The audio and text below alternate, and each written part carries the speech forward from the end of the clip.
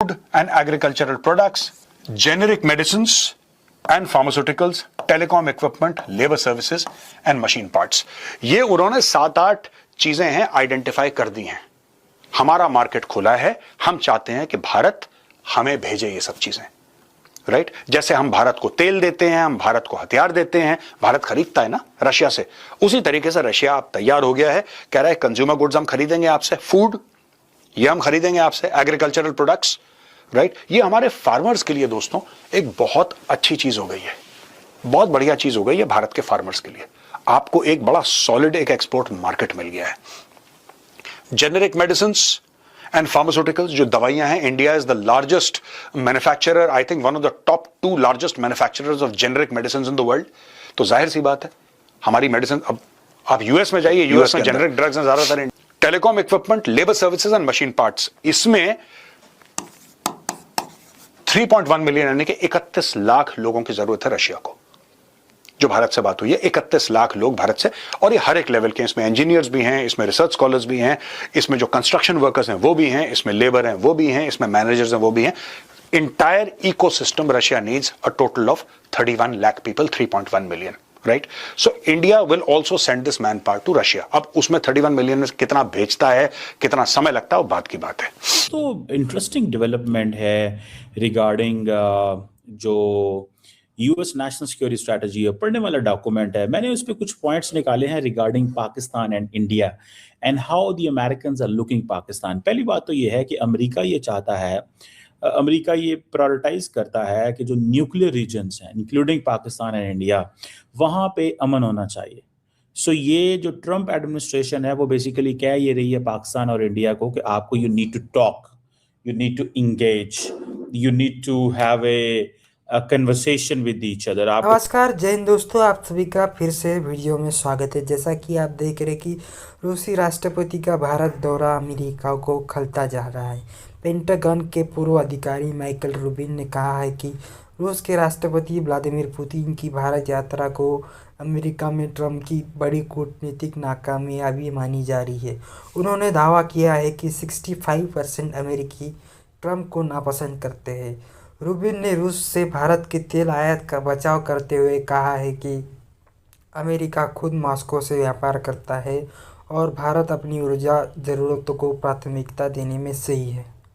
Rubin ने खास बातचीत में कहा है कि जो भारत अमेरिका को समझ नहीं आता वह यह है कि भारतीयों ने प्रधानमंत्री नरेंद्र मोदी को भारत के हितों का प्रतिनिधित्व करने के लिए चुना है.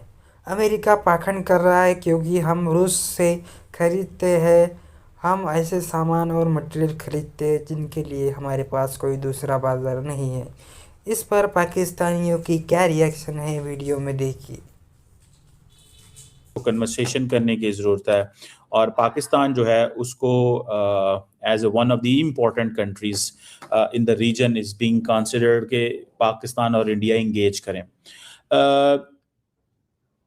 जहाँ पे साउथ एशिया जो है उसको as a conflict zone identify नहीं किया गया. अच्छा, इसको भी समझने की जरूरत है. जो यूएस मिलिट्री की जो अटेंशन है कि जो स्ट्रेटेजिक पोस्टर है इस खित्ते के अंदर, that is de-escalation, non intervention.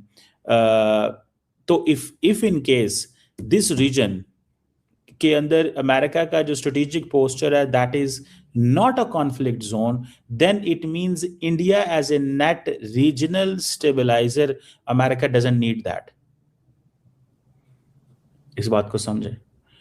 And the only thing where the Americans did discuss Quad is with India, and they didn't give much attention to this otherwise. ठीक है जी, उन्होंने कुछ तरह उसको अटेंशन नहीं दी. सो साउथ एशिया को American ये समझते हैं, या वहाँ पे जो स्ट्रेटेजिक पोस्टर है इस खित्ते के अंदर उसमें डी एस्केलेशन है, एंड देन वो समझते हैं कि डिज़ायर जो है एक नेट रीजनल स्टेबलाइजर के तौर पे इंडिया की ज़रूरत वो महसूस नहीं करते. क्योंकि पहले क्या था, that India is a net regional stabiliser, India एक नेट रीजनल स्टेबलाइजर है. That was what the Americans are asking, that was what the Americans were demanding. ये वो सारी चीज़ थी जो उस वक्त चल रही थी, बट अब नहीं है ये. उसकी बहुत सारी वजूहात हैं या बहुत सारे इसमें फैक्टर हैं.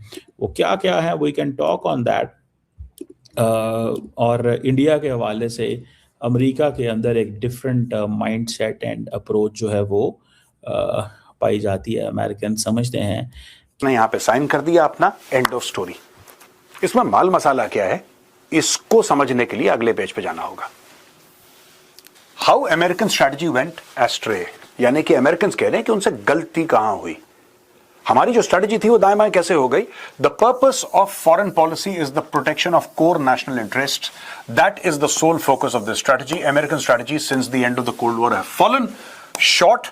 Our elites badly miscalculated America's willingness to shoulder forever global burdens, to which the American people saw no connection to the national interest. तो दो बातें बड़ी इंपॉर्टेंट हैं पहली दो लाइनों में, कि जो सिक्योरिटी पॉलिसी होती है या फिर फॉरेन पॉलिसी होती है, आप फॉरेन पॉलिसी के हवाले से देखिए, किसी भी देश की फॉरेन पॉलिसी ये होती है कि आपके कोर नेशनल इंटरेस्ट क्या हैं, उनको प्रोटेक्ट करने के लिए, उनको बढ़ाने के लिए फॉरेन पॉलिसी होती है। अगर core national interest look after नहीं कर रही आपकी फॉरेन पॉलिसी, तो वो आपकी फॉरेन पॉलिसी फेलियर है।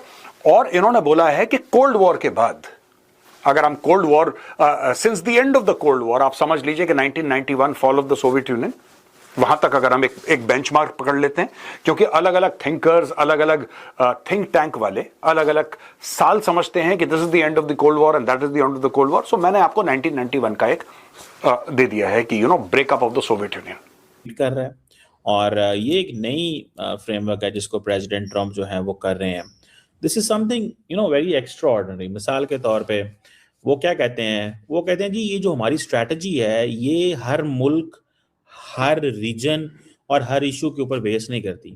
द अमेरिकन स्ट्रैटेजी जो है, national security strategy, it focuses on American strategy, कि अमेरिका का क्या स्ट्रैटेजी है और हमारी फॉरेन पॉलिसी का मकसद क्या है, और हमारे कोर नेशनल इंटरेस्ट हैं, हमारे कोर नेशनल इंटरेस्ट है, और ये ही फोकस है हमारा सारी की सारी स्ट्रैटेजी का। अमेरिका के जो कोर नेशनल इंटरेस्ट हैं वो उसके ऊपर बात हो।